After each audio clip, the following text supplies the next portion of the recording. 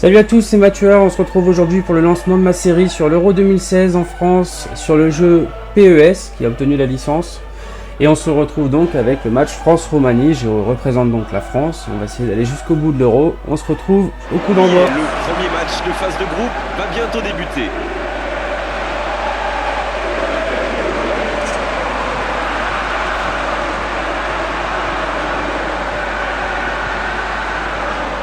Les joueurs entonnent l'hymne national.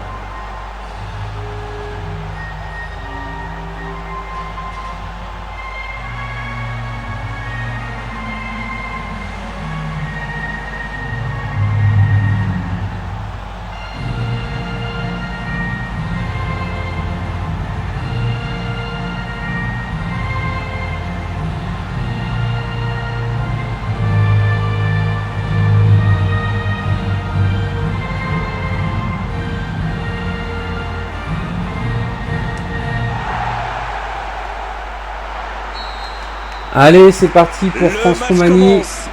On va essayer de faire aussi bien que l'équipe de France qui a gagné 2-1. On va essayer de faire même mieux, tant qu'à faire. Oh, j'ai mis trop fort.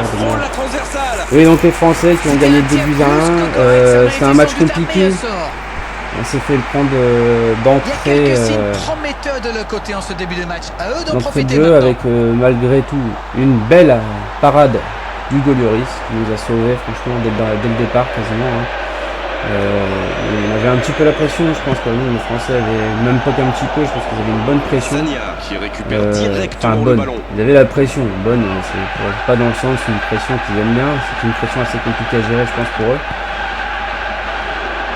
Mais malgré tout, ils ont tenu le choc.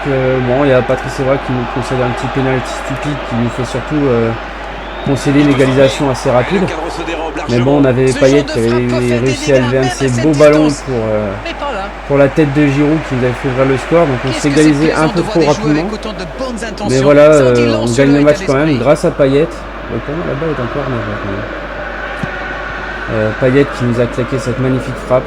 Je crois qu'il n'y a rien d'autre à dire. On était tous bouche bée. En tout cas, moi j'étais comme un fou.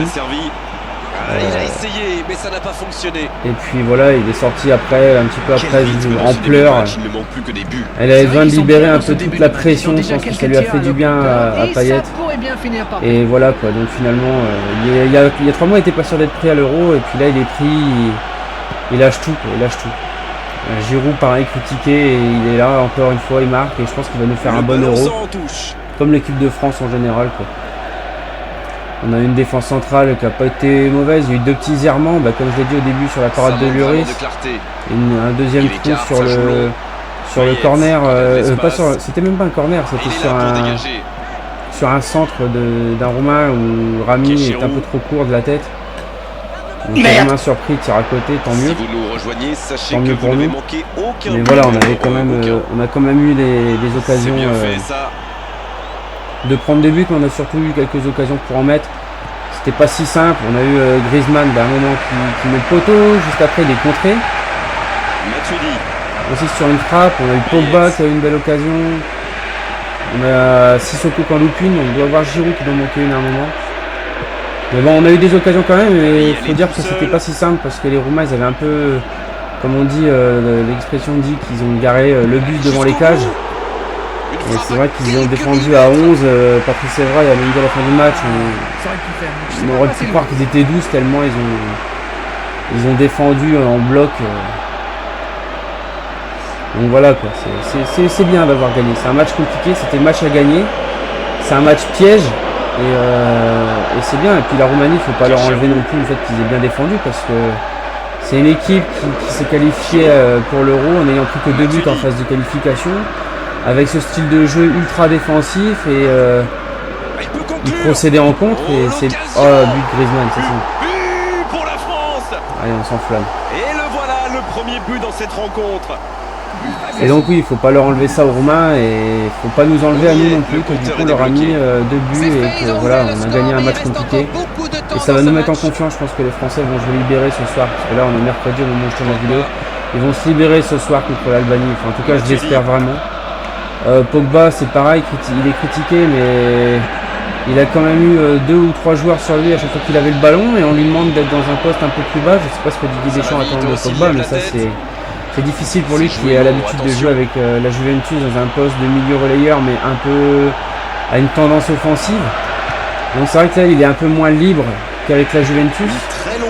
Donc c'est plus difficile en plus avec le pressing roumain d'organiser le jeu. Moi je trouve que malgré tout voilà c'était pas mal fait. Donc bien joué. Matuidi va monter en puissance aussi. On a eu N'Golo Kanté. Alors je dis pas qu'il nous aura fait oublier Lassana Diarra, mais en tout cas il nous aura prouvé qu'il pouvait faire aussi bien que lui, et c'est rassurant parce qu'on partait avec une équipe quand même fort handicapée de blessures, parce qu'on n'a plus Varane, on a eu Sakho à cause de sa suspension, Jérémy Mathieu, Lassana Diarra. C'est quand même pas facile de remplacer des leaders, on va dire incontestés quasiment du groupe par des joueurs qui sont là depuis très peu de temps. Donc, mais c'est bien, ça fait du bien, ça rassure, et puis il y a un enthousiasme de la part des supporters qui va leur donner beaucoup de force. On veut parler un peu des autres matchs justement, d'Albanie-Suisse, j'en parle dans le jeu, mais on peut en parler en vrai. Lors de l'Euro, c'était un match assez moche. Moi j'ai pas trop aimé ce match là, pas trop d'occasions. Alors un but rapide des Suisses mais sans plus.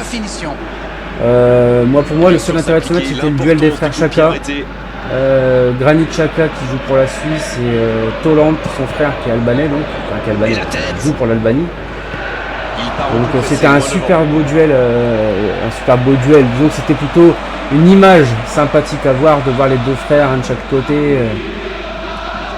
C'était assez sympa à regarder. Et c'était pas non plus un duel de l'année, mais c'était sympa, c'était l'image à retenir pour moi. C'est vrai qu'on en a peu des duels comme ça, on a les frères Boateng, entre Kevin Prince qui joue pour le Ghana et Jérôme qui joue pour l'Allemagne. Je trouve que c'est sympa, ça met un peu de piment dans le match. C'est un match dans le match. C'est un geste très difficile. Alors après il y a eu Pays de Galles-Slovaquie, on a vu la victoire des Pays de Galles. Les Gaulois, la seule chose à retenir c'est pareil de ce match-là. C'est la grosse sanction d'Amsic au départ qui lance un peu le match, mais bon c'est surtout plus Franck Garrett. Il y avait Angleterre-Russie, dans celui-là malheureusement on en a plus entendu parler pour ce qui s'est passé en dehors du terrain. Avec ces bagarres entre supporters russes, anglais et français, s'il y avait des français. Et les Russes d'ailleurs qui ont été menacés, tout comme les Anglais je crois, mais surtout les Russes, parce que c'est eux qui ont menacé de faire un tour de France de la violence. Menacés de suspension de l'euro, donc on verra bien, mais bon. Ce serait dommage pour les joueurs russes, parce que finalement eux n'ont rien fait de mal. On a même vu qu'il y avait, je crois qu'il y a des joueurs qui ont été faire passer le message dans les tribunes. Je sais que Joe Hart l'a fait en tout cas pour les supporters anglais, de limiter la violence, pas de violence, ça gâche la fête et ça gâche leur euro aussi finalement. Donc, oh Pogba. Voici Pogba. Voici Matuidi. C'est vrai que c'était dommage de retenir que ça. Passe interceptée. Mais bon, on a eu après Turquie-Croatie, ça a été pareil, un beau match. Il y a eu beaucoup de physique sur le terrain ce coup-ci, beaucoup d'intensité. Il y a eu il y a pas hors-jeu là. Il y a eu des gros coups d'épaule, il y a eu franchement des gros coups d'épaule, des gros tacles. Je crois que c'est Corluka qui... Il y a eu des topics Corluka à la fin du match, ils ont montré une personne qui était totalement plâtrée de partout. Le pauvre Corluka il s'est fait défoncer. Mais il voulait pas quitter le terrain, ils étaient chauds et c'est un super match, il y a eu beaucoup de déchets, pas beaucoup d'occasions. Le peu d'occasions qu'il y a eu, il y a eu deux grands gardiens. Subasic et je crois que c'est Golkan, le gardien turc, qui a fait un très gros match aussi. Mais voilà, il y a eu la classe de Modric qui nous a claqué une frappe tellement relâchée en reprise de volée qui a fini avec un rebond sous le bras du gardien et dans le petit filet quoi. C'était vraiment un très beau but. La défense l'a très bien muselé sans lui laisser d'espace. On a eu aussi la Pologne qui a eu du mal à se lancer dans l'Euro. Moi j'annonce la Pologne comme l'équipe surprise de l'Euro. Je ne le ferai pas. Pour moi la Pologne c'est l'équipe surprise de l'Euro, c'est celle qui ira. Moi je les vois aller en quart de finale ou demi-finale.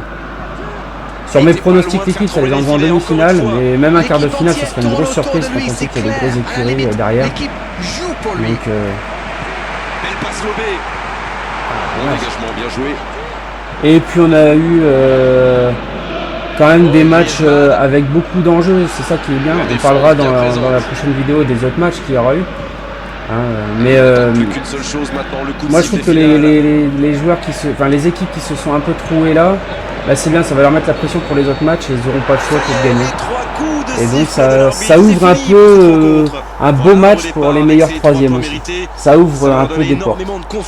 Donc ça on en reparlera dans la prochaine vidéo qui sortira, j'espère. Là on est mercredi à ce moment quand je tourne, j'espère qu'elle sortira aussi ce soir. Je vais la tourner aussitôt, là tout de suite après. Le France-Albanie où on parlera donc de France-Albanie et des autres matchs qu'il y a. Et je continuerai de vous donner mon avis. France-Roumanie, l'Albanie qui a perdu 2-0. Donc à nous de gagner contre nos amis albanais dans la prochaine vidéo. Et surtout on devra battre les Suisses parce que je pense que les Suisses battront la Roumanie, je pense. Je préfère anticiper ça. De toute façon il faut gagner les 3 matchs pour terminer premier. Comme ça au moins on est sûr d'être dans ce qu'on attend. Et on ne sera pas déçus. Donc on se retrouve pour la prochaine vidéo France-Albanie. D'ici là portez-vous bien. Ciao, bye bye.